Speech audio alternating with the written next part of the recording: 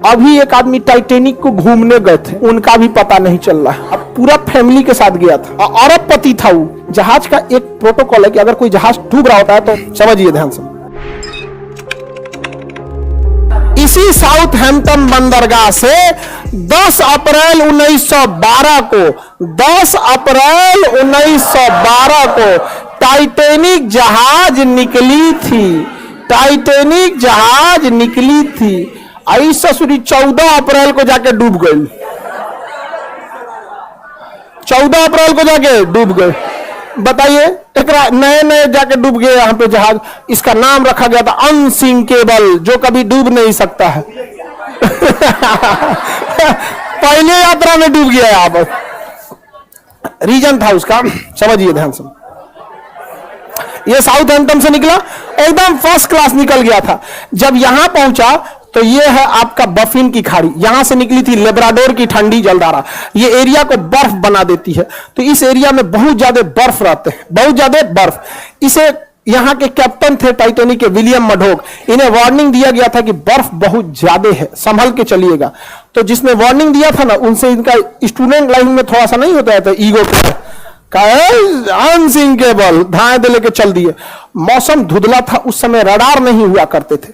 Radar न होने की वजह से विजुअल अप्रोच करना पड़ता था, दूरबीन से देखना पड़ता था कहीं बर्फ तो नहीं है। अचानक से इन लोग को धुंधला धुंधला दिखा, देखा ध्यान से कि बाप रे बाप, बर्फ है। बर्फ बर्फ की खासियत है, जितना दिखता है उससे 9 गुना नीचे होता है। बर्फ का दिखने वाला भाग 1/10 और अंदर रहता है 9/10, यानी 10 भाग में 1 भाग दिखता है और 10 भाग में 9 भाग अंदर है। अब इनको ससुरा 3 मंजिला इतना बर्फ का चट्टान दिखा, तो 27 मंजिला नीचे होगा। और इस ससुरा तूने अभी वार्निंग दे रहा है कि टर्न मारो, टर्न टर्न मारो। टर्न मारते मारते मारते कितना इतना बड़ा आते इतना स्पीड में था कि टर्न मारा। और जब वो वार्निंग दिया तो कुछ देर बाद वहां सुना सब इंजन के पास शांति से घूम रहा था। अनसिंकेबल है हम यहाँ पे जाके लड़ा, अब पेंदिए फाड़ दिया उसका, पेंदी फाड़ दिया उसका। टाइटेनिक में हो गया सुराख। टाइटेनिक जहाज इतना जल्दी नहीं डूबेगी। कोई पानी वाली जहाज डूबने में कम से कम 7-8 घंटा लगाती है। एगो कटोरा तो नहीं डुबा के देखिए ना टब में, भागेगा इधर उधर। एगो पानी बोतल, एगो 5 लीटर का गैलन खोल दीजिएगा, उसको डुबाइएगा, देखिए जल्दी नहीं डूबेगा। एक आध मिनट तो भी ले लेगा। दिक्कत क्या हुआ, तो डूबने लगा। ये कैप्टन को लग गया विलियम मडोक को कि तो गया अनसिंकेबल, गलो अनसिंकेबल गया। उसने कहा कि इवैक्यूएट, खाली कराया जाए। क्या किया जाए, खाली। तो जितने बिजनेस क्लास वाले थे, अमीर लोग, जिनका किराया लाख लाख रुपया था, उनको पहले लाइफ बोट में भरा गया। जिस लाइफ बोट की क्षमता 20 आदमी की थी, उसमें 2 आदमी को भेजा गया। 3 आदमी, अमीरों को दिक्कत ना हो। लेकिन हमेशा याद रखिएगा, रेडी फॉर वर्स्ट कंडीशन। जीवन में सफल होना है तो एक कंडीशन हमेशा याद रखिएगा, कुछ भी काम करने जाइए अपने आप से कहिएगा रेडी फॉर वर्स्ट कंडीशन, सबसे बुरे समय के लिए तैयार रहिए। और हम हिंदुस्तान वाले काहे डूबते हैं, एगो दुकान खोलेगा, कहेगा कि अच्छा खर्चा है 30,000, 50,000 तो आइए जाएगा। अरे तुम अच्छे कंडीशन के लिए रेडी हो, रेडी फॉर वर्स्ट कंडीशन। 30,000 का खर्चा अगर 10,000 भी नहीं आया और ऐसा 6 महीना अटक गया, लॉकडाउन लग गया, व्हाट विल यू डू?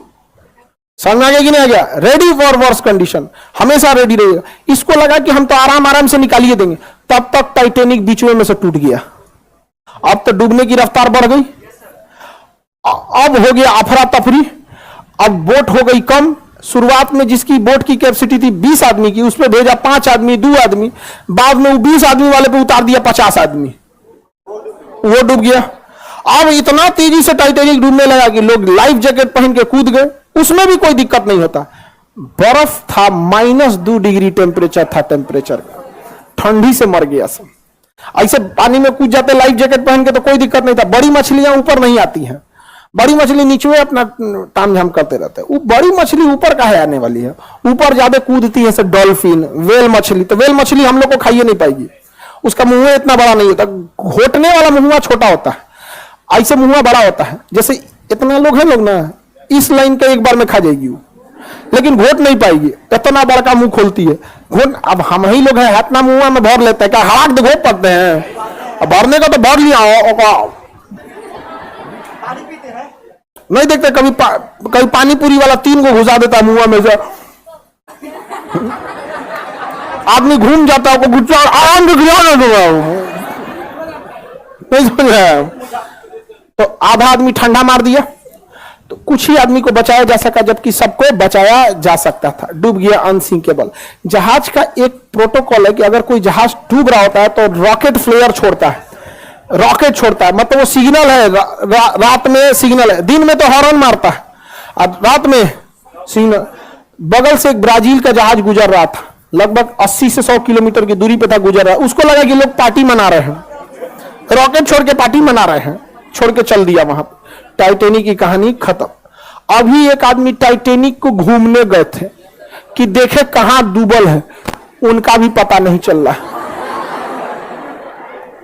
अब पूरा फैमिली के साथ गया था, अरबपति था वो। छोट मोट का तो छोट मोट आदमी घूमने के नाम पे ननिहाल चल जाता, नहीं समझा? और कौन चीज आएगा वहां।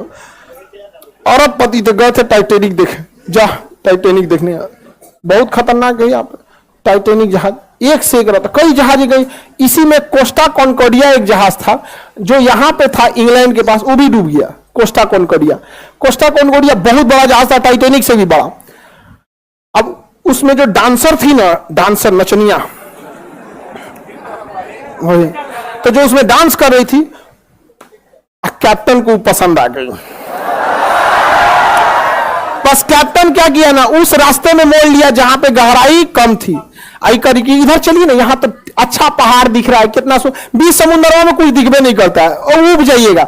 हवाई जहाज में हाइट पे जाने का उब जाए, कुछ नहीं दिख रहा है, इधर भी नीला, उधर उधर, नीचे कुछ दिखबे नहीं करेगा, बादल आ चुका रहेगा, उब जाएगा। अरे यार क्या लेके चला है, अब उतार दो। शुरुआत में ठीक लगता है कि दिखता है, अरे घर, स्टेडियम, अरे बाप रे बाप, कटोरा कौन चीज है, तो फुटबॉल का मैदान है।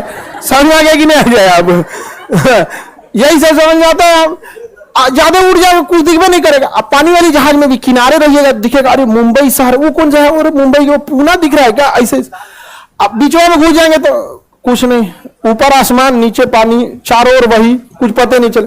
तो उस नचनिया के थोड़ा मोड़ लो, मोड़ लो, मोड़ लो, तो साइड में ले गया। साइड में गहराई कम होता, ले आके पेदिया लड़ा दिया, अब पेदिया फट गया, जहाज हो गई, पलट गई। सारे लोग, इतना करोड़ों का लॉस हुआ जिसका कोई हद नहीं। कप्तान को हो गया जेल। कप्तान को क्या हो गया? इसलिए इससे क्या सीखे आप?